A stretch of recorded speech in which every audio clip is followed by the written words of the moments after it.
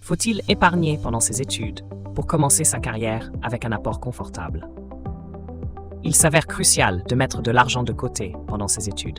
L'objectif ici est de consolider son épargne pour commencer sa carrière avec un apport confortable. Justement, voici les étapes à suivre. Voici pourquoi il faut épargner suffisamment pendant ses études. Les années d'études passées à l'université ou dans une école supérieure valent de l'or.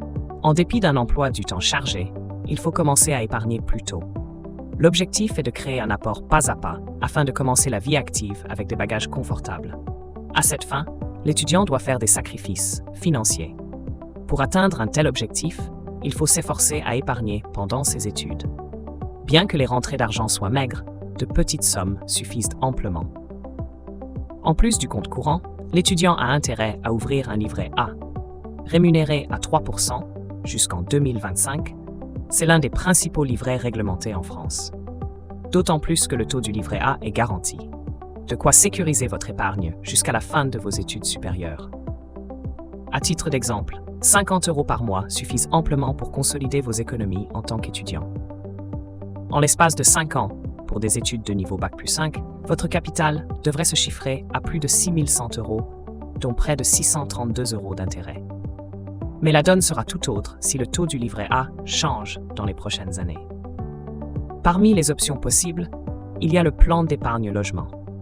Comme son nom l'indique, celui-ci permet de financer un projet immobilier à terme. À la fin de ses études, un étudiant aura envie d'acheter sa première résidence. Grâce au capital accumulé au fil des années, celui-ci pourra concrétiser son projet plus facilement. Notons que le taux des PEL, ouvert depuis le 1er janvier 2024, s'établit à 2,25%. En contrepartie, vous devez y verser au moins 540 € par an, soit 45 € par mois. À défaut, la clôture du PEL est inéluctable. D'autres pistes à creuser pour se constituer une épargne en tant qu'étudiant. Le livret A et le PEL ne sont pas les seuls produits d'épargne accessibles aux étudiants. Il y a aussi le livret jeune. Proposé par la plupart des banques françaises, celui-ci s'apparente à une solution d'épargne garantie par l'État. À l'évidence, vous ne pouvez pas détenir plusieurs livrets jeunes auprès de différentes banques. En revanche, le livret jeune peut être couplé avec le livret A, le LDDS, ou livret de développement durable et solidaire, et le LEP, ou livret d'épargne populaire. De quoi consolider votre épargne avant le début de la vie active. Notons que le livret jeune est exonéré de frais d'ouverture, de gestion et de commission de clôture. En plus de capital sécurisé, vous pouvez y placer jusqu'à 1 600 €. Votre épargne reste disponible à tout moment. Cerise sur le gâteau, les intérêts découlant de votre livret jeune sont exonérés d'impôts ou de prélèvements sociaux.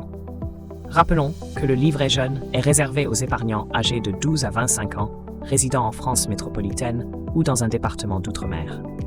Lors de l'ouverture, un dépôt minimum de 10 à 30 € est requis.